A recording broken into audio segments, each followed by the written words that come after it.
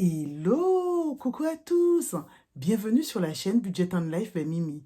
J'espère que vous allez bien. Moi, ça va avec ce temps magnifique. Et j'espère qu'autour de vous, tout le monde se porte bien, évidemment. Alors, aujourd'hui, nous sommes le samedi 26 février pour moi et le dimanche 27 pour vous. On se retrouve rapidement pour faire le remplissage de mes enveloppes budgétaires pour le mois de mars. Nous ferons mon cachoto, mais avant tout, petite mise en place de mon mois zéro dépense. Alors, c'est quoi? Un mois sans dépense ne signifie pas que l'on n'achète absolument plus rien. Un mois sans dépense est une période pendant laquelle on arrête de dépenser de l'argent pour autre chose que l'essentiel. Alors, vous me direz, c'est quoi les choses essentielles? Cela inclut les dépenses de première nécessité, mais aussi tout ce qu'on ne peut pas arrêter de payer. Un mois sans dépense se concentre sur les frais superficiels tels que les restaurants, les sorties, le shopping et tout ce qui fait partie des divertissements. On dit stop, on met un frein, on arrête tout. Alors, il ne sert à rien de se lancer dans ce genre de challenge sans se fixer des règles à respecter. Est-ce que vous aurez le droit de faire des courses au supermarché pendant ce mois sans dépense? Si vous n'avez rien dans vos placards, c'est sûrement le mieux à faire. Mais si vos placards sont pleins, alors c'est le bon moment d'utiliser vos réserves avant qu'elles ne se perdent. En effet, votre garde-manger et les stocks de nourriture au congélateur sont un excellent moyen de ne pas dépenser d'argent. Autre technique importante, se mettre d'accord avec toute la famille sur ce qui est essentiel ou pas durant le mois sans dépense. Alors, si vous ne le faites pas encore, vous pouvez mettre en place un planning repas pour savoir exactement quoi préparer pour les repas. Mais surtout, restez à l'écart des magasins. Pendant le mois zéro dépense, évitez les centres commerciaux et résistez à l'appel du shopping. Occupez-vous avec des activités gratuites, il y en a plein. Le but n'est pas de rester chez soi, ne rien faire. Vous pouvez essayer de trouver des activités gratuites. Si vous avez arrêté de lire des livres, alors c'est le moment de recommencer. Visitez un musée local, allez en forêt vous balader, nettoyez à fond votre maison. C'est le moment de la faire briller. Tout ça, c'est gratuit. Faites du vélo, faites du sport de plein air, jardinez si vous avez un jardin. Organisez des soirées de jeux. Voilà quelques idées. Avec la bonne méthode et de la motivation, tout le monde peut arriver au bout de ce challenge. L'avantage, c'est qu'on a le temps de changer ses petites habitudes en profondeur. C'est le meilleur moyen de prendre de bonnes habitudes et de sortir du rouge définitivement. Maintenant, on y va et on ne lâche rien. C'est parti pour nous, hein? Donc maintenant, on se retrouve sur le bureau pour le remplissage. Alors, nous allons procéder au remplissage. Mais avant tout, je vais faire un petit rappel pour les personnes qui arrivent sur la chaîne et qui, évidemment, ne connaissent pas mon fonctionnement. Alors, ici, vous avez la somme de 600 € qui correspond au montant dont j'ai besoin pour faire le remplissage de mes enveloppes. Et c'est qu'un revenu. Dans mon foyer, il n'y a que moi qui fais des enveloppes cash. Mon mari, il fait des enveloppes virtuelles et il utilise l'application iSaveMoney. Là, ça correspond aux deux revenus. C'est 500 € normalement pour l'alimentation, pour un foyer de 4, sauf que ce mois-ci, je n'ai pu faire qu'un retrait de 300 €. Voilà, donc il va falloir la semaine prochaine que j'aille au distributeur retirer les 200 € manquants. J'ai remarqué depuis quelque temps qu'on avait de moins en moins accès à notre argent. On ne peut même pas prendre ce dont on a besoin et ce dont on a envie. C'est juste incroyable. Franchement, je suis sans mots. Voilà. Donc, vous avez vu dans la vidéo d'hier que j'avais une carte énergie Leclerc et j'ai déjà fait mes courses pour la première quinzaine du mois de mars. Mais je vais quand même faire mon retrait de 500 € puisqu'on met 250 € chacun. Voilà, et tout ce qui va rester, évidemment, sera économisé. Donc là, vous avez vu 100, 200, 300. On les met directement dans ce petit classeur qui est dédié à l'alimentation, puisque les courses sont faites. Alors, sur les 500 €, il y a 100 € pour la boucherie et le poisson. Voilà. Donc, ça, c'est fait. Ici, c'est le petit classeur, on va dire, à court terme. Petit classeur mensuel. Voilà. Il y a les différentes catégories. Alors, Noël, j'étais déjà à 100 €. Voilà.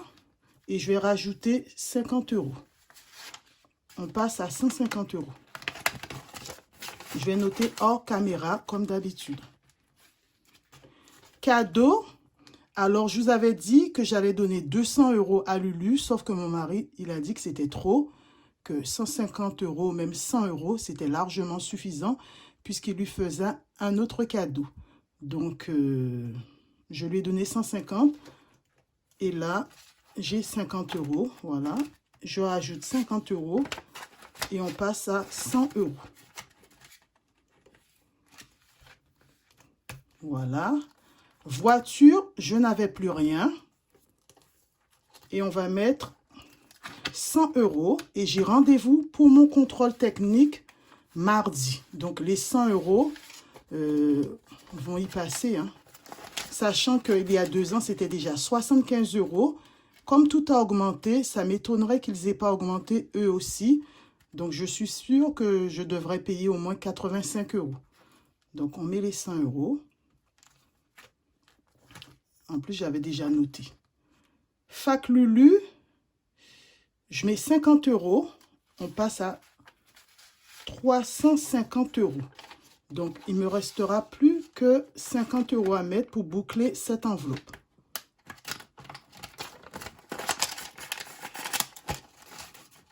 Voilà. Et je crois que c'est tout. Vacances, non, normalement, je ne mets rien. Formimi non plus. Et Navigo non plus. Donc, c'est bon pour moi.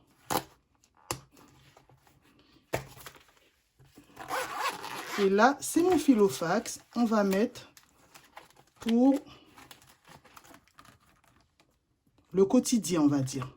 Restaurant, je mets 100 € comme d'habitude. Toujours le même montant.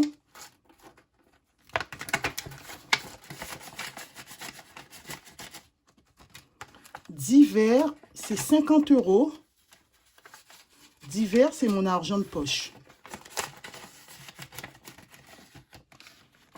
Shopping, je mets 100 €.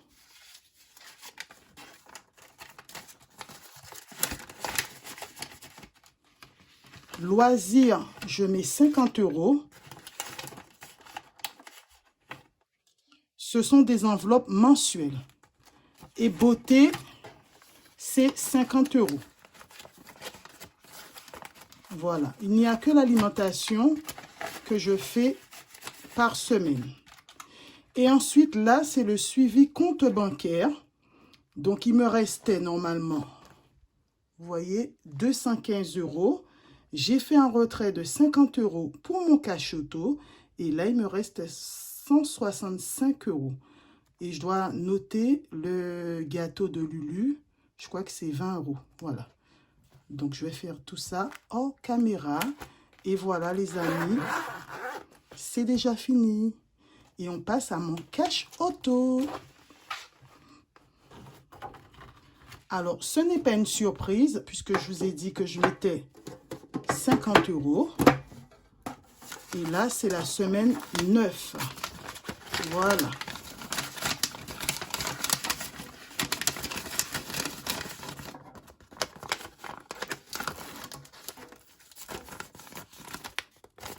Et on met ça derrière. Alors, quand je lis dans les commentaires, pas dans mes commentaires, mais d'autres vidéos que je regarde, et des gens dire qu'ils abandonnent la méthode, voilà, et après, ils reviennent à la méthode. Mais je dis, mais qu'est-ce qu'ils font? Ils n'ont pas compris, hein. Donc, ils abandonnent la méthode, tu retournes dans la galère, quoi. Tu étais déjà dans la galère, tu abandonnes la méthode et tu retournes dans la galère. Mais il ne faut jamais abandonner cette méthode, les amis. Vous gardez précieusement cette méthode. Voilà. Donc, on va colorier le sourire neuf. Est-ce que j'ai un feutre à côté de moi? Non, je n'ai pas de feutre. On va colorier comme ça, c'est pas grave. On change de couleur. Voilà. Et c'est bon pour moi. Voilà, voilà les amis. Donc, dites-moi en commentaire combien avez-vous économisé ce mois-ci, si c'était bon pour vous. Et la mise en place de votre mois zéro achat. Alors, qui c'est qui le fait? Qui c'est qui ne le fait pas? Soyons nombreux et nombreuses à le faire pour s'encourager, pour se motiver. Donc, on se retrouve normalement. Je ne sais pas si je vais faire une vidéo la semaine prochaine puisque je n'ai rien à mettre dans l'alimentation normalement. Je verrai donc si je fais une vidéo ou pas. Mais sinon, prenez soin de vous. Prenez soin des vôtres. Et moi, je vous dis à bientôt pour plus d'économie avec Mimi. Sinon, j'étais ravie de lire tous vos commentaires. J'étais pliée. J'étais vraiment avec toutes vos phrases avec CB. Ça m'a fait vraiment plaisir de vous lire. Et puis, je vous dis à bientôt pour plus d'économie avec moi. Bye!